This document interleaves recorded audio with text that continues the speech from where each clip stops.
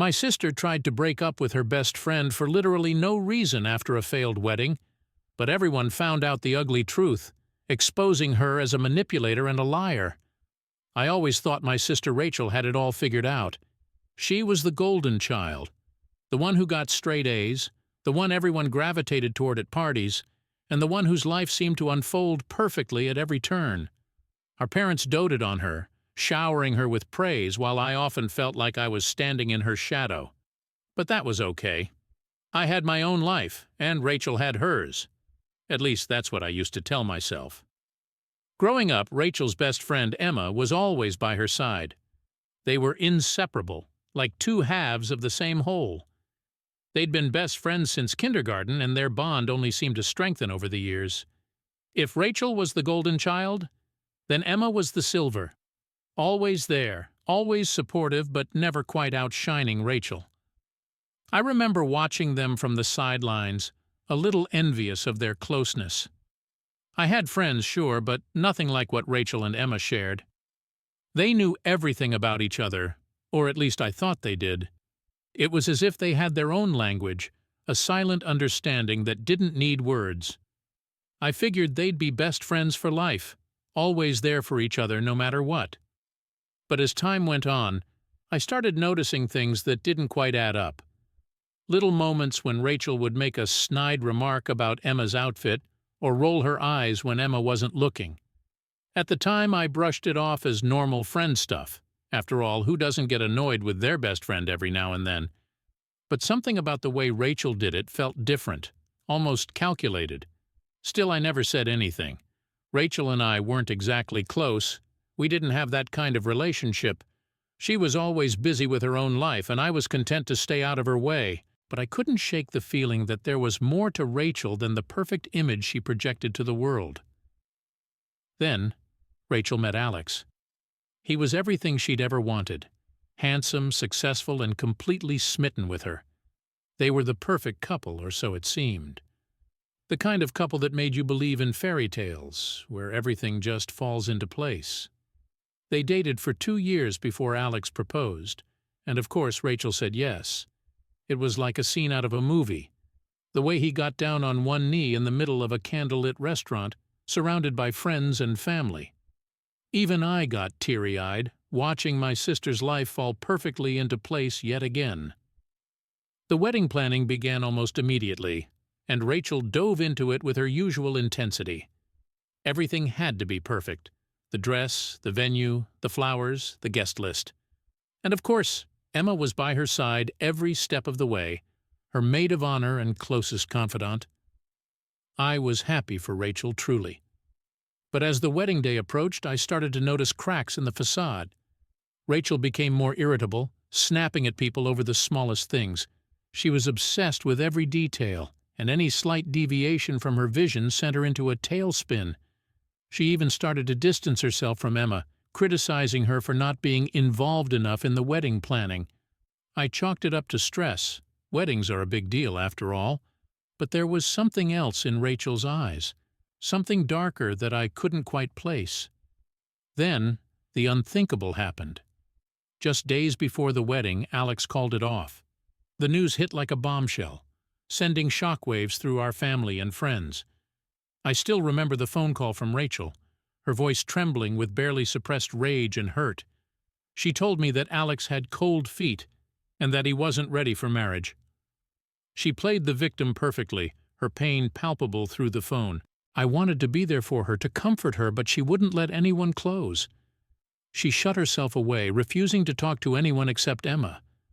At first, I assumed she was seeking solace in her best friend, but then something strange happened. Rachel suddenly turned on Emma. It was out of nowhere. One day they were thick as thieves, and the next, Rachel was ranting to me about how Emma had been a terrible friend and how she didn't want to see her anymore. It didn't make sense. Emma had been there for Rachel through everything. Why would Rachel suddenly decide to cut her off, especially when she needed support the most? I asked Rachel why, but she only snapped at me, saying that Emma was smothering her and that she needed space. She insisted that Emma had been acting weird for a while, always too eager to please, too clingy. I knew Rachel could be dramatic, but this felt different. There was something almost sinister in the way she talked about Emma, as if she was trying to convince herself as much as she was trying to convince me. Emma, on the other hand, was heartbroken.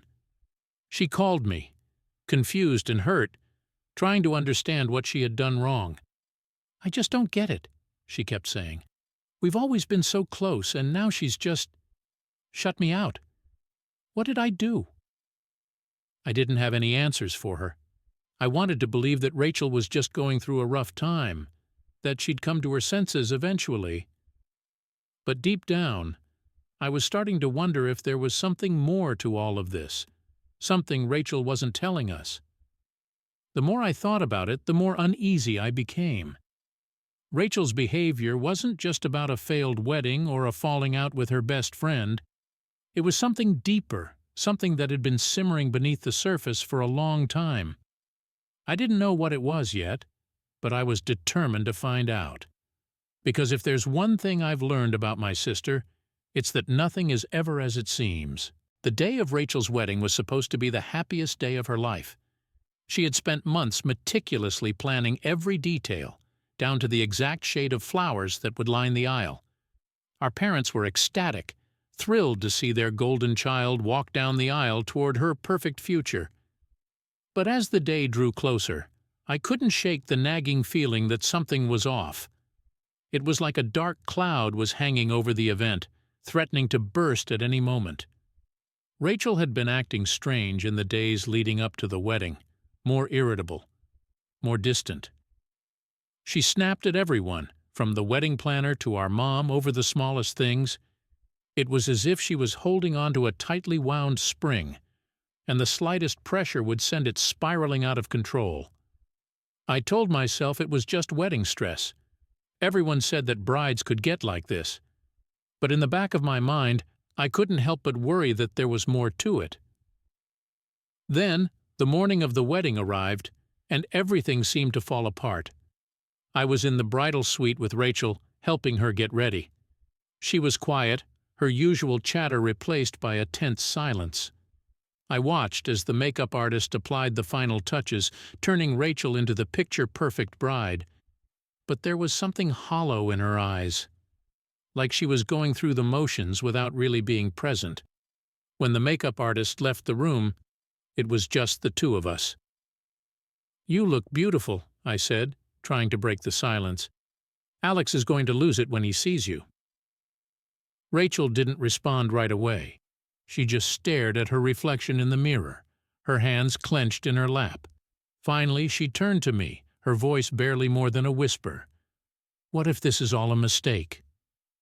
Her words caught me off guard. "What do you mean?" She shook her head as if trying to dismiss the thought. "I don't know, it's just... everything feels so overwhelming. What if Alex isn't ready? What if I'm not ready?" I tried to reassure her, telling her that every bride feels nervous on her wedding day, that it was just pre-wedding jitters. But deep down I knew this was more than nerves. There was a desperation in her voice that I hadn't heard before, and it scared me. Before I could say anything more, there was a knock at the door. It was the wedding planner, coming to tell us that it was time to head to the ceremony. Rachel straightened up, forcing a smile that didn't reach her eyes. She took a deep breath and stood, smoothing down her dress. "I guess this is it," she said, her voice tinged with an edge of finality. As we made our way to the ceremony, I couldn't shake the feeling that something was about to go terribly wrong. The venue was breathtaking. An outdoor garden with flowers in full bloom, the sun shining down on rows of white chairs filled with guests. Everything was perfect, just as Rachel had planned. But as the ceremony began and Rachel walked down the aisle, I noticed something strange. Alex, who was normally calm and collected, looked pale and anxious. He kept glancing around, his eyes darting between Rachel and the guests. It was like he was searching for an escape route. When Rachel reached the altar and took Alex's hands, I could see the tension in both of them. They went through the motions, reciting their vows, but there was no joy in their voices, only a strained formality. As the officiant reached the point where he asked if anyone objected to the marriage, a brief silence fell over the crowd. And then it happened. Alex hesitated. Just as the officiant was about to continue, Alex pulled his hands away from Rachel's. His voice trembled as he spoke, but his words were clear. "I can't do this," he said, his voice breaking. "I'm sorry, Rachel, but I can't marry you." The gasps from the crowd were deafening. Rachel's face went white, and for a moment she just stood there, frozen in shock. The perfect day she had planned, the future she had mapped out, was crumbling before her eyes. "What do you mean you can't?" Rachel's voice was a mix of disbelief and anger. "This is our wedding, Alex. You can't just walk away." Alex shook his head, tears welling up in his eyes. "I'm sorry," he repeated, his voice cracking. "I love you, but I've been having doubts for a while. I thought I could push through it, but I can't. I can't marry you when I'm not sure." The silence that followed was suffocating. Rachel stood there, trembling with a mixture of fury and devastation. The crowd was stunned, whispers spreading like wildfire among the guests. Our parents looked horrified, their perfect day unraveling before their eyes. And then, just like that, Alex turned and walked away, leaving Rachel standing alone at the altar. The wedding planner rushed forward, trying to salvage the situation, but it was too late. The damage had been done. Rachel's eyes filled with tears, and she stumbled back, almost tripping over her dress. I rushed to her side, trying to hold her up, but she pushed me away. "No!" she cried, her voice filled with raw emotion. "This isn't happening! This can't be happening!" But it was happening. The wedding was over before it had even begun, and the reality of it hit Rachel like a tidal wave.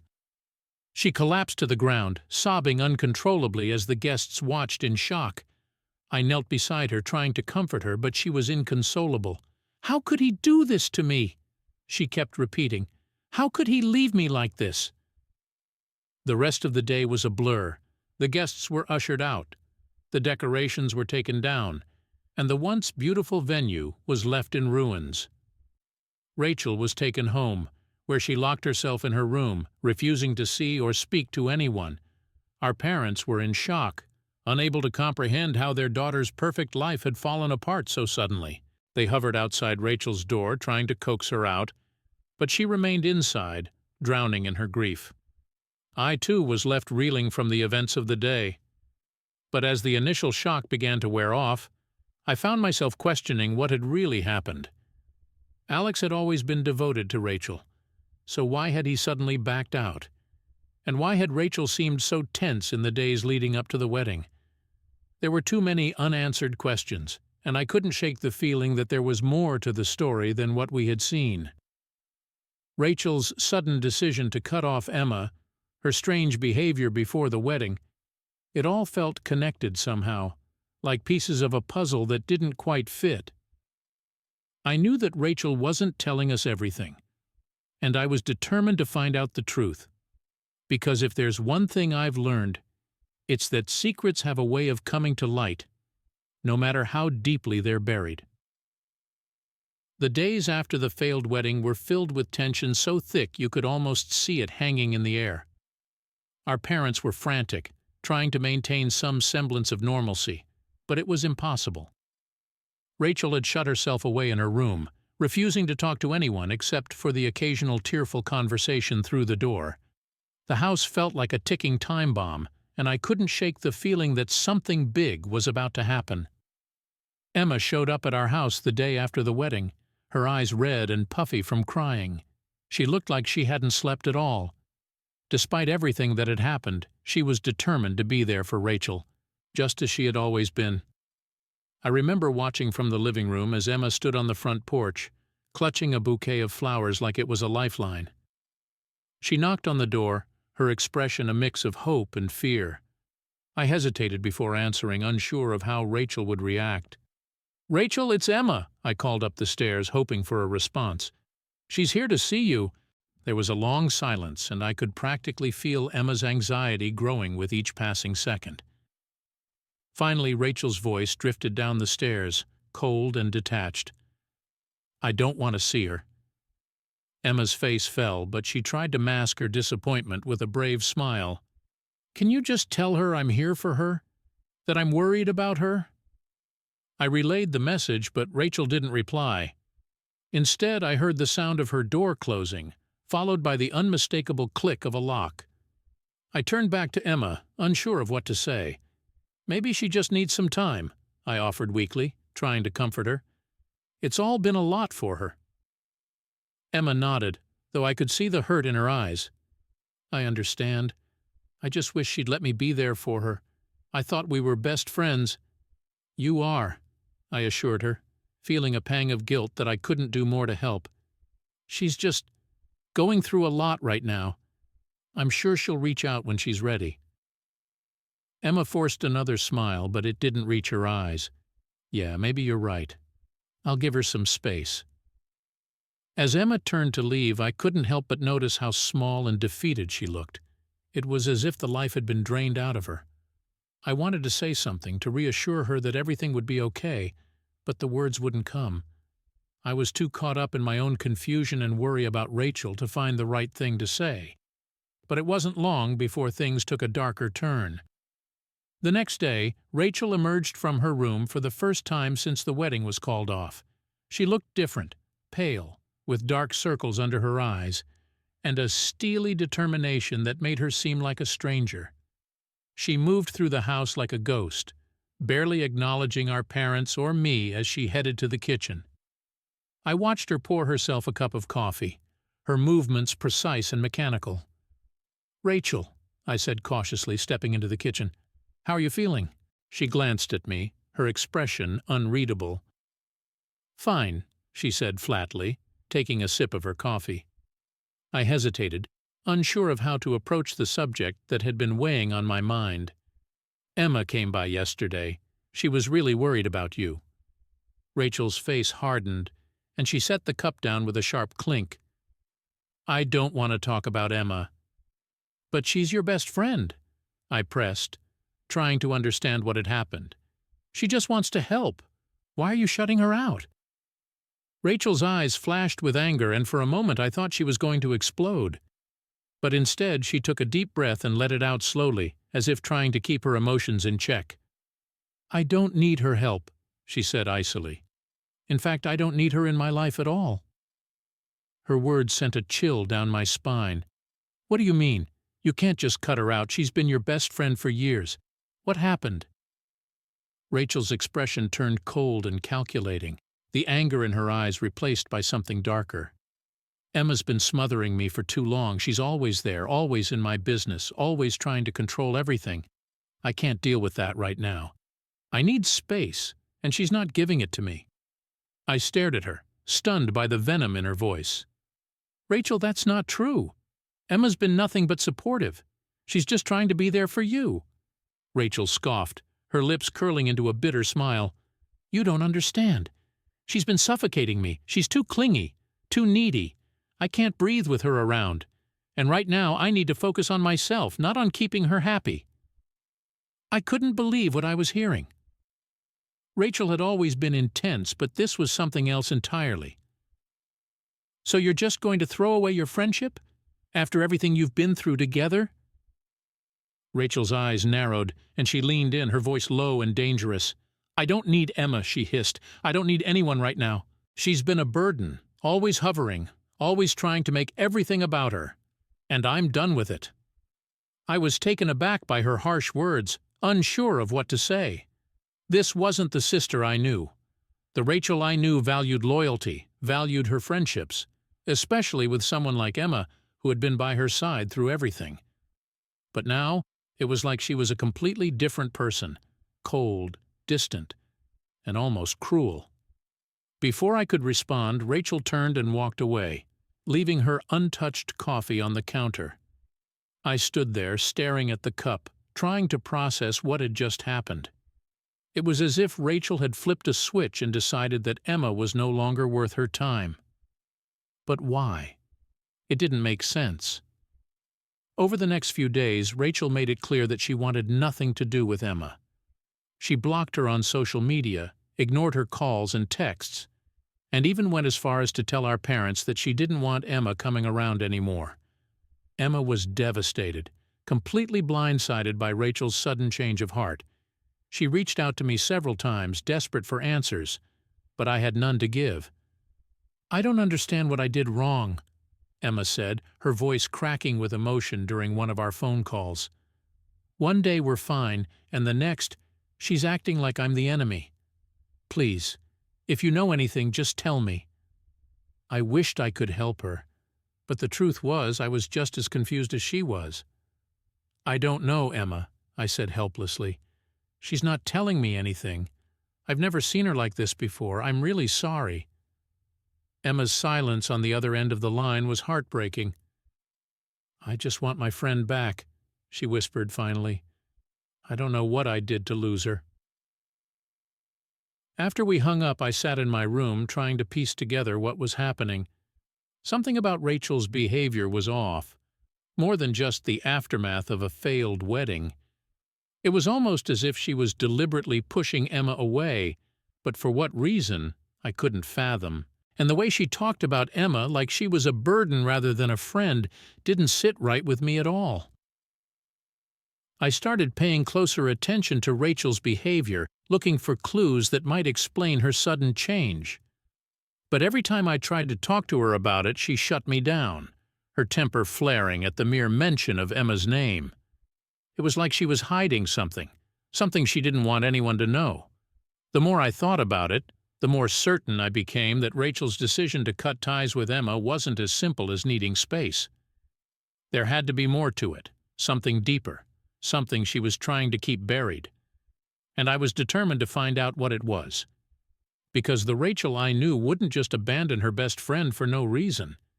There had to be an explanation, and I was going to uncover it no matter what it took.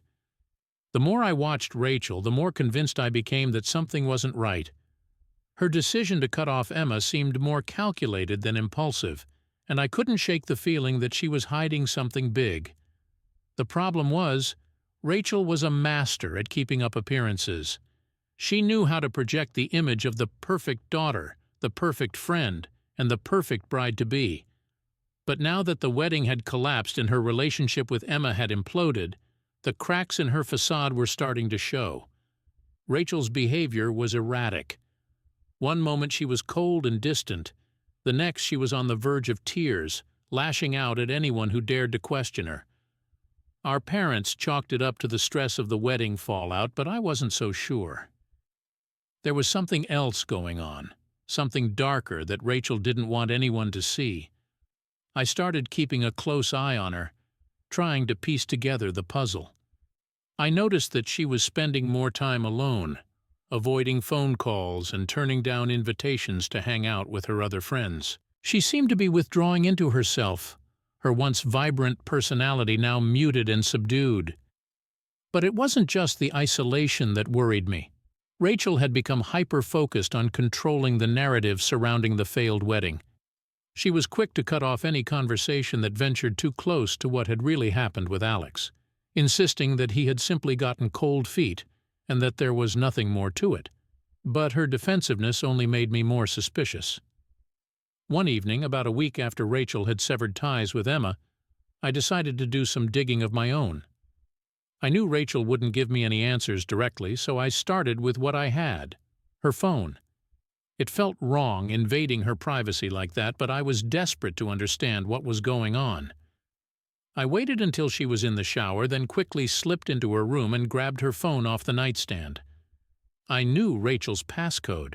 It was the same one she'd been using for years, so it didn't take long to get in. I scrolled through her recent messages, searching for anything that might shed some light on her behavior. But to my surprise, most of her conversations were completely mundane. There were messages from our mom, a few from mutual friends, and a couple from work, but nothing out of the ordinary. Then I noticed something odd. There were no messages from Emma at all, not a single one. Considering how close they had been, that didn't make any sense. Even if Rachel had cut Emma off, there should have been some trace of their conversations. But it was like Emma had been erased from Rachel's life entirely. I checked Rachel's call history, but it was the same story. No calls from Emma, no missed calls, nothing. It was as if Emma had never existed. That's when I realized what must have happened. Rachel had deleted every trace of Emma from her phone. But why? What was she trying to hide?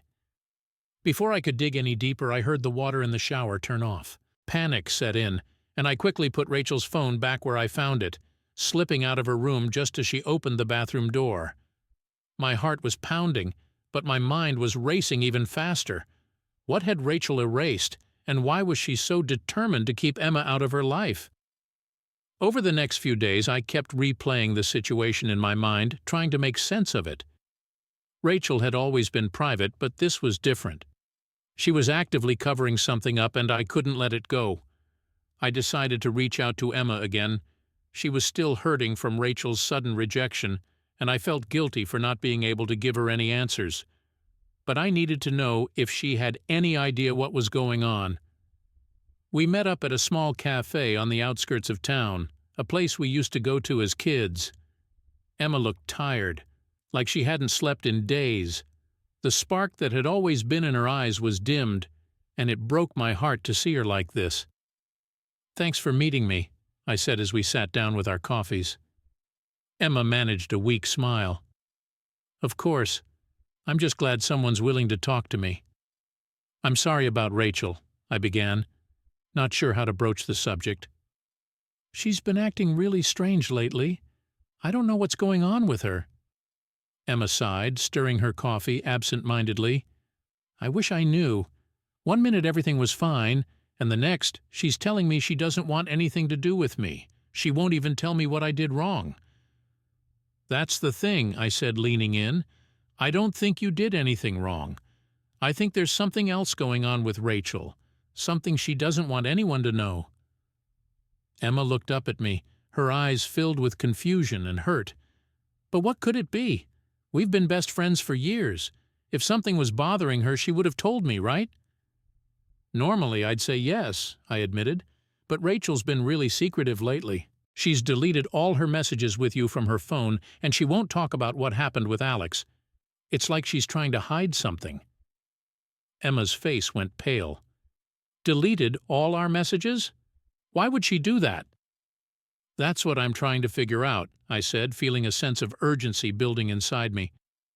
"Emma, do you remember anything unusual happening before the wedding? Anything that might have set Rachel off?"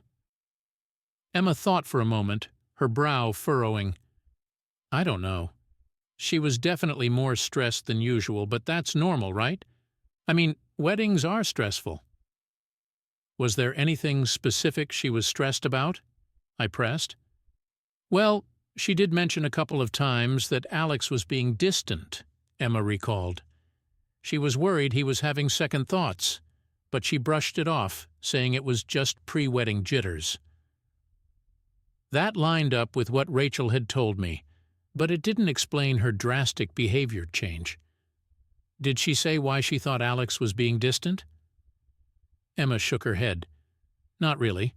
Just that he'd been spending more time at work and didn't seem as excited about the wedding as she was. But honestly, Rachel has always been a bit of a perfectionist. I thought she was just overthinking it." I frowned, trying to piece everything together. "Did she ever talk to you about cutting ties with you? I mean, did she ever express any frustration or resentment?" "No," Emma said, looking bewildered. "That's why this is all so confusing. We've had our disagreements, sure, but nothing serious. We've always worked through it." I could see the pain in Emma's eyes, and I knew she was telling the truth. This wasn't about anything Emma had done. This was about Rachel. But what was she hiding? And why was she so determined to keep it buried? "Emma, I think there's more to this than we realize," I said quietly. "Rachel's not herself right now. I'm going to keep digging, but I need you to trust me, okay?" Emma nodded, though I could tell she was struggling to hold on to hope. "I trust you," she said, her voice barely more than a whisper. "I just want to know why she did this." "I'll find out," I promised, feeling a renewed determination. "I'll get to the bottom of this." After our meeting, I couldn't stop thinking about what Emma had said, about Alex being distant, about Rachel's stress, and about the sudden change in her behavior. It was like a jigsaw puzzle, with all the pieces scattered around, waiting to be put together. As I sat in my room that evening, staring at the ceiling, I realized I needed more information. I needed to talk to Alex. He was the only one who might know what had really happened in the days leading up to the wedding. Maybe he could shed some light on Rachel's behavior, or at least give me a clue as to why she was spiraling out of control. But I knew approaching Alex wouldn't be easy. He had distanced himself from our family since the wedding was called off, and I wasn't sure he'd be willing to talk to me. Still, I had to try. Whatever was going on with Rachel, it was bigger than just a failed wedding. And if I wanted to help Emma and Rachel, I had to uncover the truth. So the next morning I reached out to Alex, asking him if we could meet up. I wasn't sure what to expect, but I hoped he'd be willing to talk. I needed answers, and I had a feeling Alex was the key to getting them. Because whatever Rachel was hiding, it was tearing her apart, and I couldn't stand by and watch it happen without doing something about it. When I messaged Alex, I wasn't sure if he would respond. After all, he had been avoiding everyone since the wedding was called off, and I couldn't blame him. The whole situation was a mess, and I had no idea how much of it he wanted to revisit. But to my surprise, he agreed to meet with me. His message was brief, almost curt, but it was enough. "We can talk. Meet me at the park tomorrow at 2. The next day, I arrived at the park early, my nerves getting the best of me. It was a quiet, familiar place, a spot Rachel and Alex used to visit frequently when they were together. I sat on a bench near the pond, watching the ducks glide across the water, trying to gather my thoughts. I had so many questions, but I wasn't sure how to start the conversation. What I did know was that I needed answers. At exactly 2 p.m., Alex arrived. He looked different from the last time I'd seen him. Thinner, with dark circles under his eyes, as though he hadn't been sleeping well. He walked over to the bench and sat down beside me, his expression guarded. For a few moments, neither of us said anything. The silence stretched between us, heavy with unspoken words. Finally, I broke the silence. "Thanks for meeting me, Alex. I know this probably isn't easy." He nodded, but his gaze remained fixed on the pond. "I figured we should talk. There are things that need to be said." I took a deep breath, trying to steady myself. "I'm just trying to understand what happened. Why did you call off the wedding? Rachel's been acting strange ever since, and I think it's connected." Alex sighed, rubbing a hand over his face. "It's complicated," he said, his voice tinged with exhaustion. "But you deserve to know the truth, especially if it helps you make sense of what's going on." He paused, gathering his thoughts before continuing. "The truth is, I didn't call off the wedding because of cold feet. That's just what Rachel told everyone. The real reason is because I found out things about her that I couldn't ignore, things that made me realize I couldn't marry her. My heart skipped a beat and I leaned in closer, my curiosity piqued. What things?" Alex hesitated as if he was weighing how much to reveal. "Rachel, she's not who she pretends to be. She's been manipulating people for years, including me. It wasn't until recently that I started seeing the signs, but by then it was too late. I was already in too deep." "What do you mean?" I asked, feeling a knot form in my stomach. He turned to look at me, his eyes filled with a mix of regret and anger. "Rachel has a way of controlling people, of making them do what she wants without them even realizing it. She used to do it to Emma all the time, playing on her insecurities, making her feel guilty for not being there for her enough, or for having other friends. She'd twist things to make it seem like she was the victim, when really, she was the one pulling the strings." I felt a chill run down my spine as Alex's words sunk in. But why? Why would she do that to her best friend? Alex shook his head, his expression grim. "Because Rachel needs to be in control. She needs to feel like she's the center of everyone's world. And when she feels like she's losing that control, she lashes out. She starts to manipulate, to create drama, to push people away before they can leave her. The pieces of the puzzle started to come together in my mind. Rachel's sudden decision to cut off Emma, her erratic behavior before the wedding, her obsession with controlling the narrative, it all made sense now. She was terrified of losing control, of being exposed for who she really was. And when Emma got too close, Rachel did what she always did. She pushed her away. "But what about the wedding?" I asked, my voice barely above a whisper. "What happened that made you call it off?" Alex's expression darkened, and he looked away, as if he couldn't bear to meet my eyes. "I found out that Rachel had been lying to me about a lot of things. She told me she was happy, that she wanted to marry me, but it was all an act. She was trying to manipulate me just like she did with everyone else. She even tried to sabotage my relationship with my family, making me think they didn't support us when in reality they had concerns about her behavior." He paused, taking a deep breath before continuing. "But the final straw was when I found out she had been spreading lies about Emma. She was telling people that Emma was jealous of her, that she was trying to sabotage the wedding because she didn't want Rachel to be happy. But none of it was true. Emma was nothing but supportive, and Rachel twisted that into something ugly." I felt sick to my stomach. The idea that my sister could do something like that, especially to someone as kind and loyal as Emma, was horrifying. "Did you confront her?" I asked, dreading the answer. "I did," Alex said, his voice heavy with regret. "I told her I couldn't marry someone who was so dishonest, who would treat the people who cared about her like that. But she didn't apologize. She didn't even deny it. She just tried to manipulate me again, to make me feel like I was the one overreacting. That's when I knew I had to walk away." I sat back, letting his words sink in. The truth was even worse than I had imagined. Rachel hadn't just been lashing out because of stress or fear. She had been deliberately manipulating everyone around her, trying to control the narrative to suit her needs. And when Alex refused to play along, she let everything fall apart rather than admit she was wrong. "What do I do?" I asked, feeling overwhelmed by the enormity of it all. "How do I help her?" Alex sighed, his expression softening. "I don't know if you can help her," he said gently.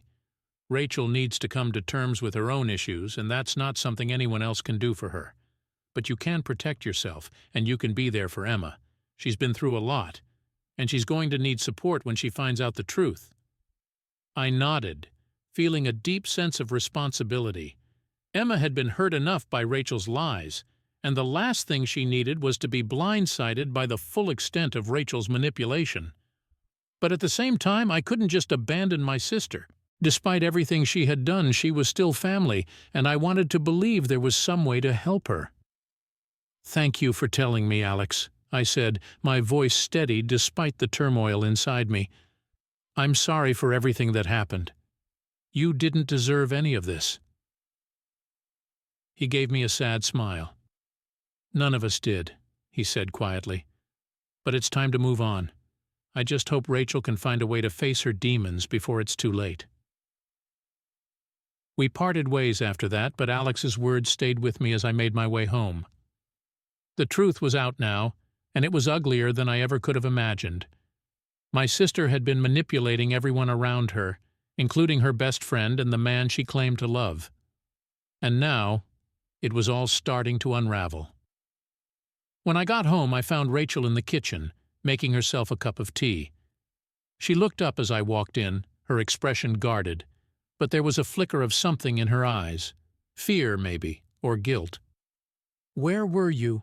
she asked, her tone more curious than accusatory. "I went to meet Alex," I said, watching her closely for a reaction. Her face paled slightly, but she quickly regained her composure. "Oh," she said, her voice carefully neutral. "How is he?" "He told me everything, Rachel," I said, cutting straight to the point. "About the lies, about the manipulation, about what you did to Emma." For a moment, Rachel's mask slipped, and I saw the panic in her eyes. But just as quickly, she put it back in place, her expression hardening. "I don't know what you're talking about," she said coldly. Alex is just trying to make me look bad because he couldn't handle the pressure. He's the one who called off the wedding, not me." "Stop lying, Rachel," I said, my voice firm. "I know the truth now. You've been manipulating everyone around you, and you pushed Emma away because you couldn't stand the thought of her seeing who you really are." Rachel's eyes flashed with anger, and she set down her cup with a loud clink. "You don't know anything," she spat. "You've always been jealous of me, just like Emma. You couldn't stand the fact that I was successful, that I was getting married, so you're trying to turn everyone against me." Her words stung, but I refused to back down. "This isn't about jealousy, Rachel. This is about you taking responsibility for the way you've treated people. You've hurt Emma, you've hurt Alex, and now you're hurting yourself. Don't you see that?" For a moment, Rachel just stood there, her chest rising and falling as she struggled to keep her emotions in check. But then, something in her seemed to break, and she let out a bitter laugh. "Fine," she said, her voice trembling with a mix of rage and despair. "You want the truth? The truth is, I did it all because I'm scared. Scared of losing control, scared of being alone, scared that if people really knew me, they'd leave. So I pushed them away before they can hurt me. Happy now?" The raw honesty in her voice took me by surprise, and I felt a surge of pity for my sister. She had built her entire life around maintaining control, around keeping people at arm's length so they couldn't see her vulnerabilities. But now that control was slipping, and she was terrified. "Rachel," I said softly, stepping closer, "you don't have to do this alone. You can get help. You can make things right with Emma and Alex. It's not too late." But Rachel shook her head, tears welling up in her eyes.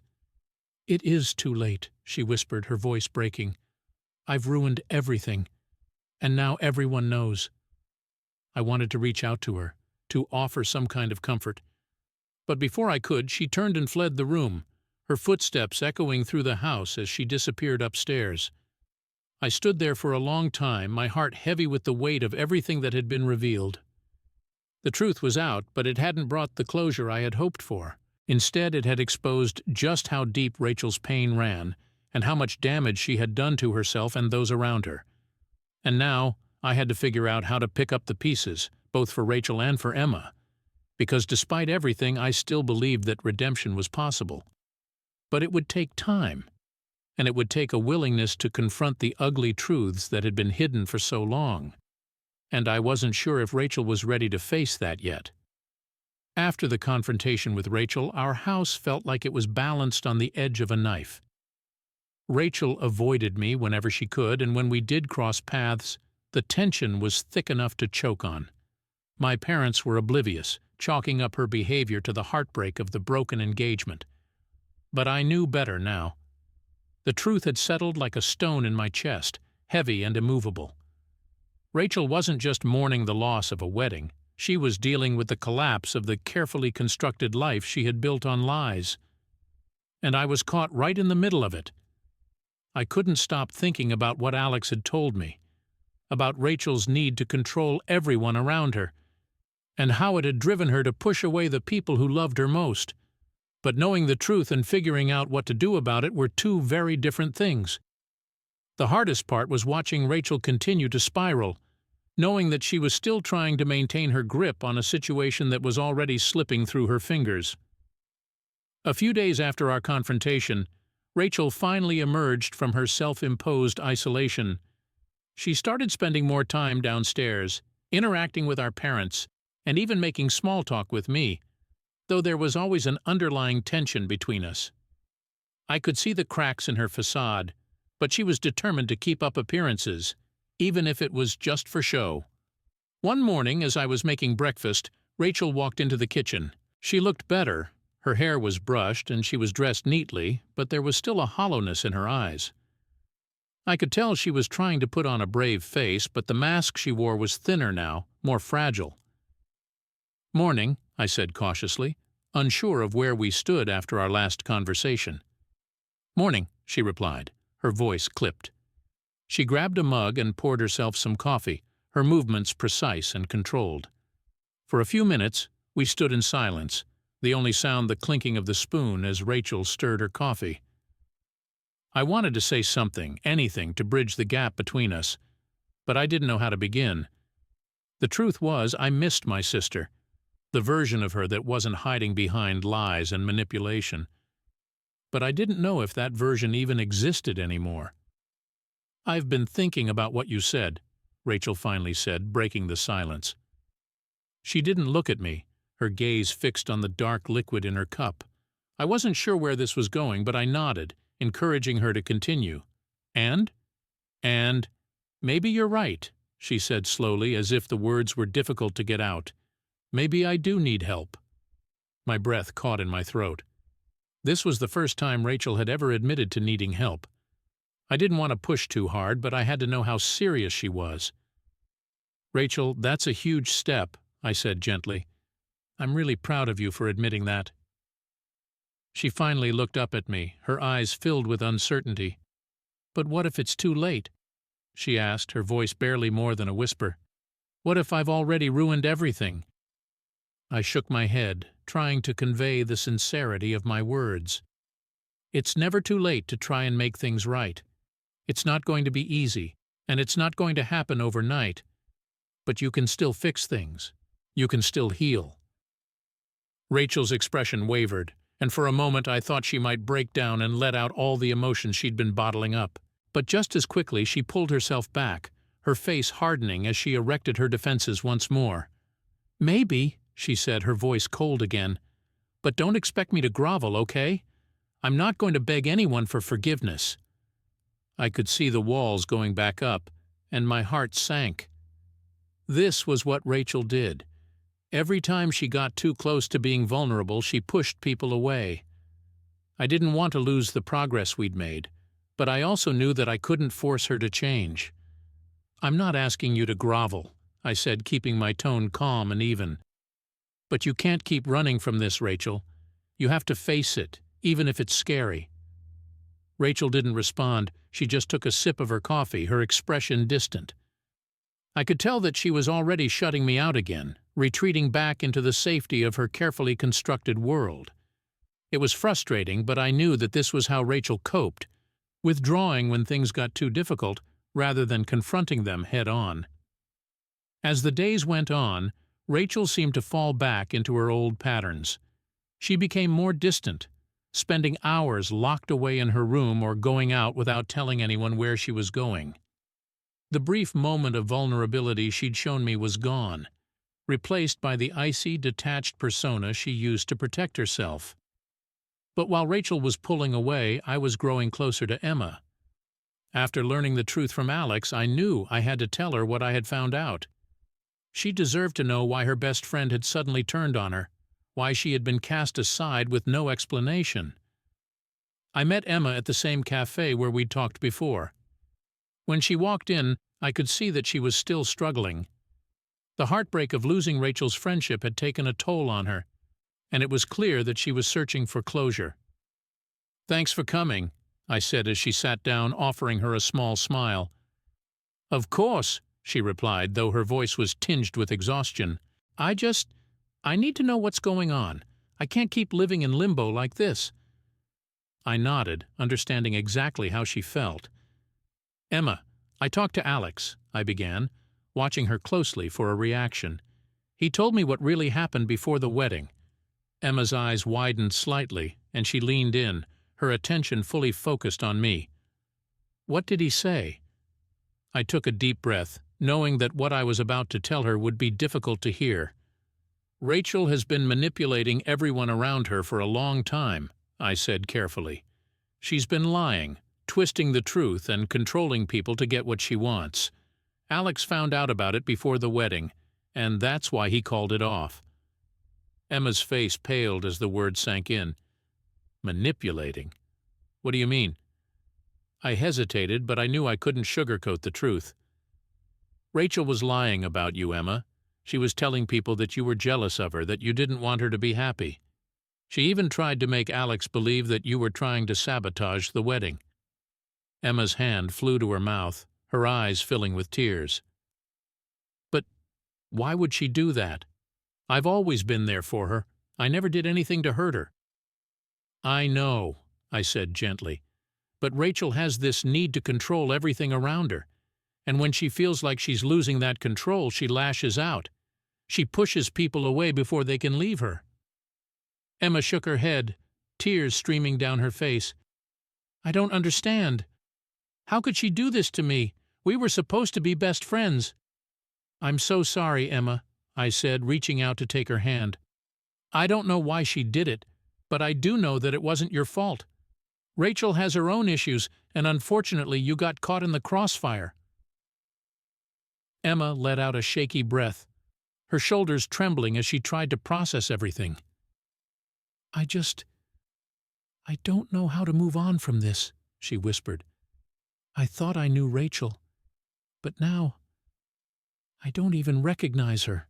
I squeezed her hand, trying to offer some comfort. "It's going to take time, but you will move on from this. You're stronger than you think, Emma, and you don't have to do it alone. I'm here for you, and so are your other friends." Emma nodded, though she still looked lost and broken. "Thank you," she said softly. "I don't know what I would have done without you." We sat in silence for a while, letting the weight of everything settle around us. I knew that Emma had a long road ahead of her, and so did I. The truth was out now, but the fallout was just beginning. Rachel's lies had hurt so many people, and it would take time to heal those wounds. As I walked back home, I couldn't stop thinking about the mess that Rachel had created. I wanted to help her, to pull her out of the darkness she had fallen into, but I knew that she had to be willing to help herself first. And until she was ready to face the truth, there was nothing I could do but wait and hope that she would find the strength to change. But as the days turned into weeks, Rachel's behavior only became more erratic. She started staying out late, coming home at odd hours, and I could see the strain it was putting on our parents. They were worried about her, but every time they tried to talk to her, she shut them down with a sharp word or a cold stare. I knew that I had to do something, but I didn't know what. Rachel was spiraling out of control, and I was terrified of where it might lead. But no matter how hard I tried to reach out to her, she kept pushing me away. And then, one night, everything came to a head. I was sitting in the living room watching TV when Rachel came home. It was late, after midnight, and she was clearly upset. Her eyes were red, and I could see the remnants of tears on her cheeks. She didn't say anything as she walked past me, heading straight for the stairs. "Rachel?" I called after her, my voice filled with concern. "Are you okay?" She stopped at the bottom of the stairs, her back to me. For a moment she didn't say anything, and I wasn't sure if she was going to respond. But then she turned around, her eyes blazing with a mix of anger and desperation. "No, I'm not okay," she snapped, her voice trembling. "Nothing is okay. My life is falling apart, and there's nothing I can do about it." I stood up, trying to keep my voice calm. "Rachel, I want to help you, but you have to let me in. You can't keep shutting everyone out." She shook her head, tears spilling down her cheeks. "It's too late," she whispered. "Everything is ruined, and it's all my fault. I've lost everything, and I don't know how to fix it." My heart broke at the sight of her standing there, so vulnerable and lost. "It's not too late," I said gently. "You can still make things right, but you have to be willing to try." Rachel looked at me, her eyes filled with a mixture of fear and uncertainty. For a moment I thought she might finally open up, that she might let me in. But then, just as quickly, she shut down again, her expression hardening. "I don't need your help," she said coldly. "I can handle this on my own." With that, she turned and fled up the stairs, leaving me standing there feeling more helpless than ever. I knew that Rachel was hurting, but until she was willing to face her demons, there was nothing I could do to help her. All I could do was hope that she would find her way before it was too late. But deep down, I knew that the road ahead was going to be a long and difficult one, for all of us. And as much as I wanted to believe that everything would be okay, I couldn't shake the feeling that things were going to get worse before they got better. The weeks after that night passed in a blur of tension and unease. Rachel was a shadow of her former self, retreating further into her own world with each passing day. She was still trying to maintain control, but it was clear that she was unraveling. The confident, polished image she had always projected was crumbling, revealing the fear and insecurity underneath. Our parents, blissfully unaware of the full extent of what was going on, were desperate to help her. They suggested therapy, tried to talk to her, and even offered to take her on a vacation to clear her mind. But Rachel rejected every attempt. She insisted she was fine, that she just needed time to sort things out. But I could see the cracks widening, and I knew it was only a matter of time before everything came crashing down. One evening I found Rachel in the kitchen, staring blankly at a cup of tea that had long gone cold. She didn't even seem to notice me when I walked in. Her shoulders were slumped, and there was a hollowness in her eyes that made my heart ache. "Rachel," I said softly, pulling out a chair and sitting across from her, "you don't have to do this alone. Please, let me help you." She looked up at me, and for a moment I saw a flicker of something, fear maybe, or regret. But then she shook her head, her expression closing off again. "There's nothing you can do," she said flatly. "I've already ruined everything. It's too late." "It's not too late," I insisted, reaching across the table to take her hand. "You can still make things right, but you have to stop running from it." Rachel pulled her hand away, her eyes narrowing. "You don't understand," she snapped, her voice trembling. "You don't know what it's like to feel like you're losing everything. I'm just trying to survive." I wanted to argue, to tell her that she didn't have to do this on her own. But the words caught in my throat. The truth was, I didn't know what it was like to be in Rachel's shoes. I didn't know the depth of the fear that drove her, or the pain she was trying to bury. All I knew was that she was slipping away, and I was powerless to stop it. Rachel stood up abruptly, her chair scraping against the floor. "Just leave me alone," she muttered, her voice barely more than a whisper. "I don't need your pity." I watched helplessly as she walked out of the kitchen, her footsteps heavy with the weight of everything she was carrying. I wanted to follow her, to make her see that she wasn't alone. But I knew it wouldn't make a difference. Rachel was locked in a battle with herself, and until she was ready to face the truth, there was nothing I could do to help her. As I sat there, staring at the empty cup of tea she had left behind, I felt a deep sense of sorrow settle over me. The sister I had once known was gone, replaced by someone I barely recognized. And the worst part was knowing that, despite my best efforts, I might not be able to save her from herself. The unraveling had begun, and I was terrified of where it would lead. The morning after the storm, the world seemed quieter, as if the chaos of the night before had drained all the noise away. Rachel was different too, quieter, more subdued. It was as if the storm had washed away some of the anger and fear that had been consuming her. But it hadn't taken away the guilt. I could see it in her eyes, in the way she avoided looking at herself in the mirror, as if she couldn't bear to face the person she had become. We didn't talk much at first. There was a heaviness between us, the weight of everything that had happened, everything that had been said. But there was also a fragile sense of understanding, a tentative truce that neither of us wanted to break. I made us breakfast.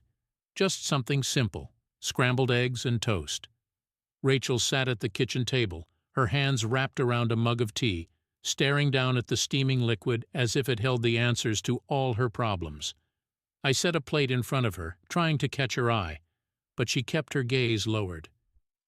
"Thank you," she mumbled, her voice so soft it was almost inaudible. "You don't have to thank me," I replied gently, sitting down across from her. "I'm your sister. I'm here for you." For a moment she didn't respond. She just stared at the tea, her fingers tightening around the mug. Then finally she spoke, her voice trembling. "I don't know how to start fixing this. I don't even know if I can."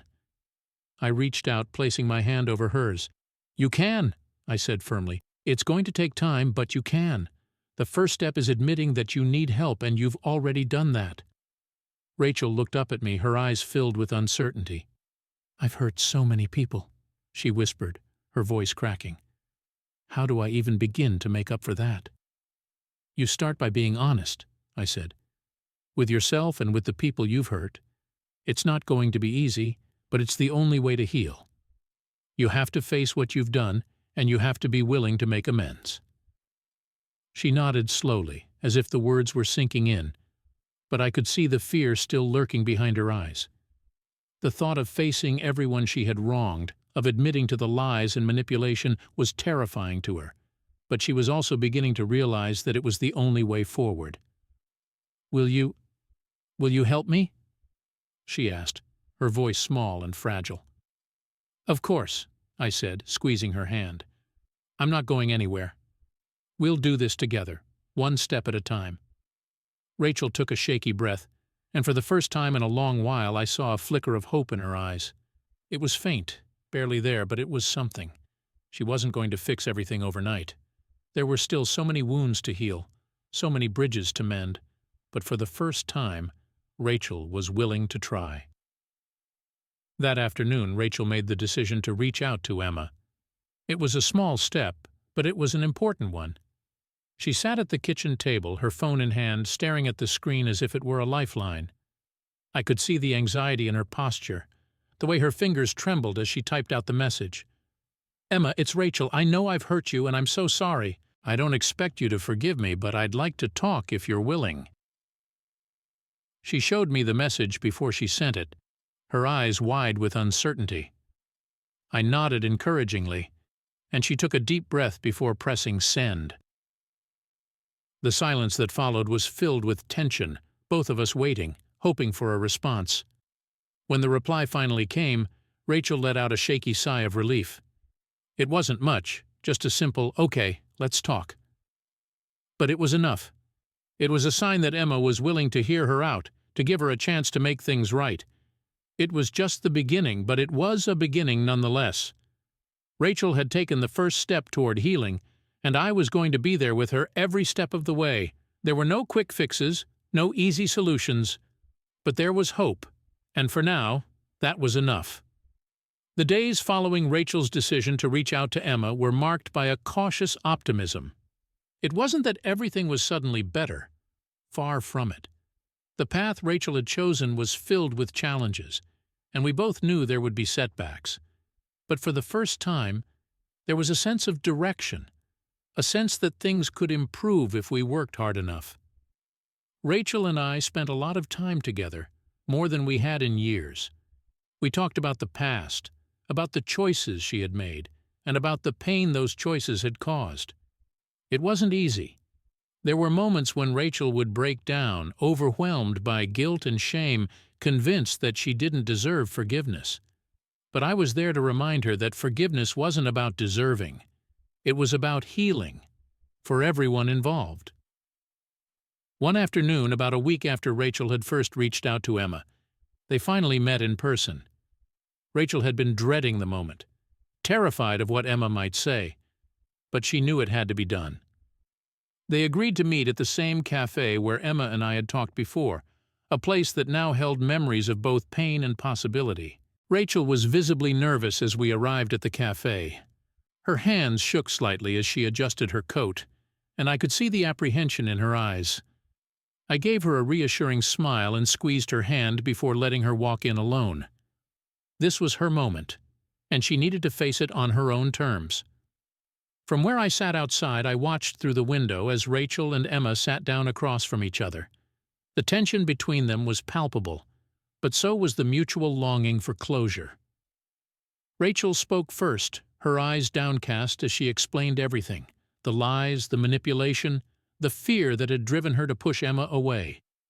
I couldn't hear the words, but I could see the emotions playing out on their faces. Rachel's regret, Emma's hurt, and eventually, a tentative understanding. Emma listened quietly, her expression unreadable at first, but as Rachel continued to speak, something in Emma's demeanor softened. She leaned forward, her posture less guarded, and nodded occasionally as if trying to process everything Rachel was saying. The conversation went on for what felt like hours, but in reality it was probably only about 45 minutes. When they finally stood up, I saw something unexpected. Emma reached out and pulled Rachel into a hug. It wasn't a long embrace, but it was enough to show that there was still a connection between them, still something worth salvaging. When Rachel came back outside, she looked exhausted but lighter somehow, as if a great weight had been lifted off her shoulders. She sat down beside me, and for a moment we just sat there in silence, letting the cool autumn breeze wash over us. "How did it go?" I asked, though I could already tell from her expression.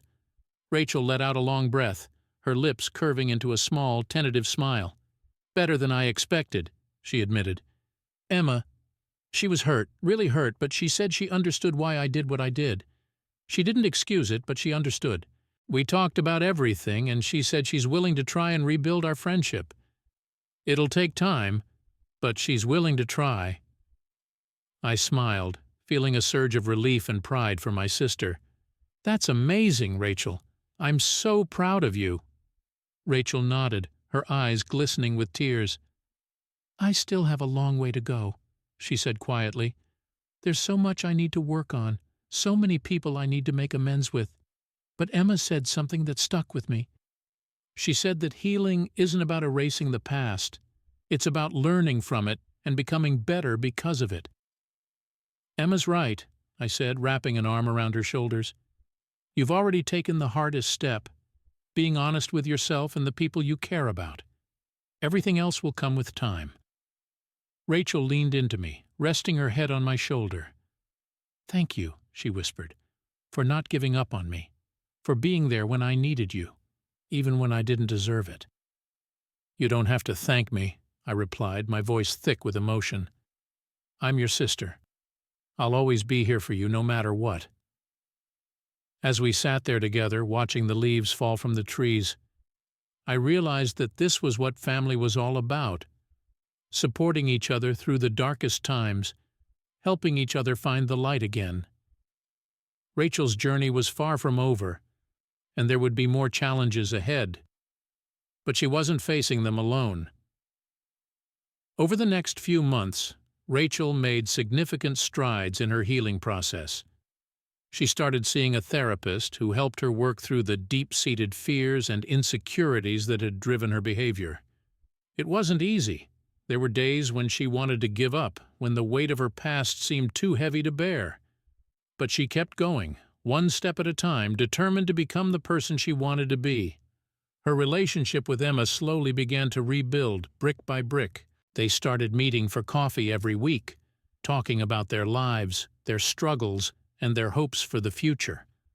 There were moments of awkwardness, moments of lingering hurt, but there were also moments of genuine connection, moments that reminded them why they had been best friends in the first place.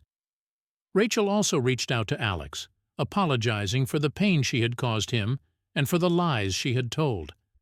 It was one of the hardest things she had ever done, but Alex, to his credit, listened with compassion. He didn't promise to forgive her right away, but he appreciated her honesty and wished her well on her journey to healing. As for me, I continued to stand by Rachel's side, supporting her as she navigated the difficult process of rebuilding her life. I watched as she slowly regained her confidence, as she began to trust herself again. The transformation wasn't just on the outside. Rachel was becoming more open, more vulnerable, more real. She was learning to let go of the need for control, learning to embrace the uncertainty that came with living an authentic life. One day, as we sat together in the park where I had first confronted Alex, Rachel turned to me with a thoughtful expression. "I've been thinking a lot about what you said," she began, "about how forgiveness isn't about deserving it. I think I'm starting to understand what that means. I've been so focused on what I did wrong, on all the ways I messed up, that I forgot to forgive myself." I nodded, feeling a deep sense of pride for how far she had come. "Self-forgiveness is one of the hardest things to learn," I said gently, "but it's also one of the most important. You're not defined by your mistakes, Rachel. You're defined by how you choose to move forward from them." Rachel smiled, a genuine warm smile that reached her eyes. "I'm ready to move forward," she said softly. I'm ready to start living my life on my own terms, without fear, without lies. And she did. With each passing day, Rachel grew stronger, more confident in herself and her ability to face whatever life threw her way. She still had moments of doubt, moments when the shadows of her past tried to creep back in, but she no longer let them control her. She had learned to acknowledge them, to learn from them, and to let them go. As I watched Rachel rebuild her life, I couldn't help but feel a deep sense of gratitude. Gratitude for the strength she had found within herself, gratitude for the love and support of our family, and gratitude for the bond we had forged through all the trials we had faced together. In the end, Rachel wasn't just my sister. She was my friend, my confidant, and my inspiration. She had faced her darkest fears and come out the other side stronger, wiser, and more compassionate. And I knew, without a doubt, that whatever challenges lay ahead, we would face them together. Because that's what family does. We don't give up on each other, even when things seem hopeless. We hold on, we fight for each other, and we help each other find the light in the darkness. And as I looked at Rachel, standing tall and proud, ready to embrace the future with all its uncertainties, I knew that she had finally found her way. A new beginning, built on honesty, love, and the strength to be herself. It wasn't the end of her journey, far from it, but it was the beginning of something beautiful, and I couldn't wait to see where it would take her.